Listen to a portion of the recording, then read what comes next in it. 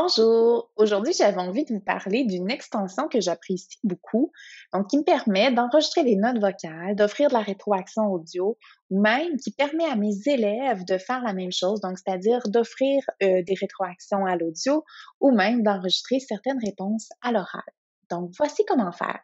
Donc vous vous rendez d'abord dans les applications, dans la gaufre colorée juste ici et dans le sac de magasinage du Web Store. Dans la section des applications disponibles, vous verrez les extensions disponibles au Centre de services scolaires des affluents. Vous trouvez Talk and Comment qui ressemble à ça ici. On clique dessus et on doit l'ajouter juste ici. Une fois ajouté, n'oubliez pas d'aller dans la pièce de casse-tête juste à côté de votre vignette et de vous assurer que l'extension Talk and Comment est bien épinglée. Autre petit point de vérification, c'est possible qu'on vous demande en fait d'autoriser votre micro, donc assurez-vous de le faire pour que votre extension soit bien fonctionnelle. Puis sinon, vous avez un petit micro là, qui se trouve dans votre navigateur ici, donc assurez-vous là, que tout est bien autorisé. Donc, vous verrez apparaître une icône de Talk and Comment qui va se trouver dans le milieu de votre page juste ici. Donc, pour enregistrer votre note vocale, vous avez tout simplement à cliquer dessus. Là, l'enregistrement débute. Vous pouvez donner votre rétroaction à votre élève. Une fois que c'est fait, vous cliquez sur le crochet vert. On voit apparaître un lien.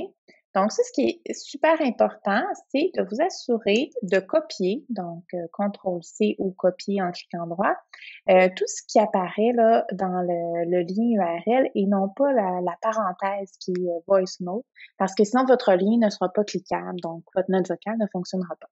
Donc, on clique OK.